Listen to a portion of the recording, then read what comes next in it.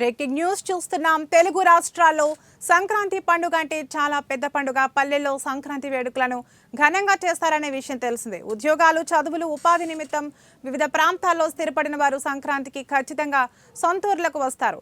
పండగకి ఊరెళ్లేందుకు నెల రోజుల ముందుగానే ప్రణాళికలు సిద్ధం చేసుకుంటారు.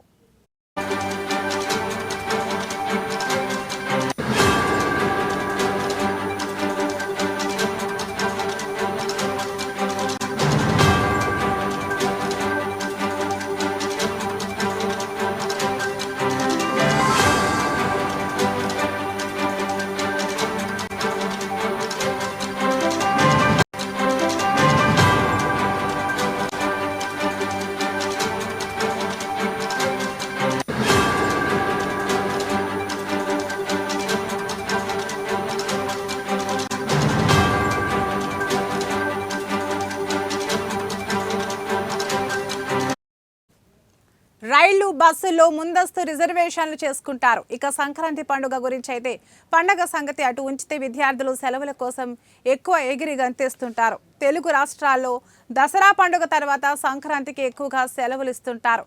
దీంతో ఆ పండుగ అంటే విద్యార్థులు ఎంజాయ్ చేస్తారు. ఈ క్రమంలోనే ఏపీలో సంక్రాంతి సెలవుల గురించి గత కొద్ది రోజులుగా గందరగోళ పరిస్థితులు నెలకొన్నాయి.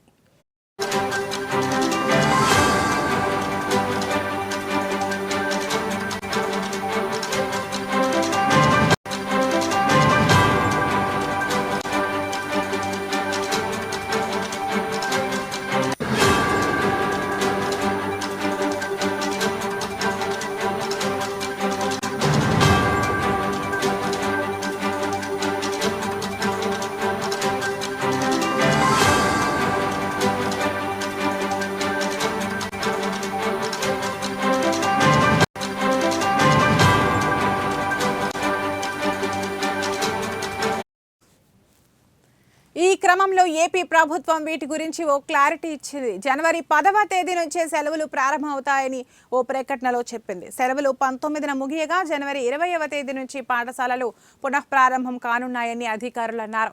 ఏపీలో సంక్రాంతి పండుగ సందర్భంగా 10 రోజుల పాటు స్కూళ్లకు సెలవులు ఇవ్వడంతో విద్యార్థులు ఫుల్ ఖుషీగా ఉన్నారు. అటు క్రిస్టియన్ పాఠశాలలకు మాత్రం జనవరి 11 నుంచి 15 వరకు సెలవులు ఉంటాయని విద్యాశాఖ ప్రకటించింది. ఇదిలా ఉంటే తెలంగాణలో సంక్రాంతి సెలవులపై ఇంకా ఏ క్లారిటీ రాలేదు.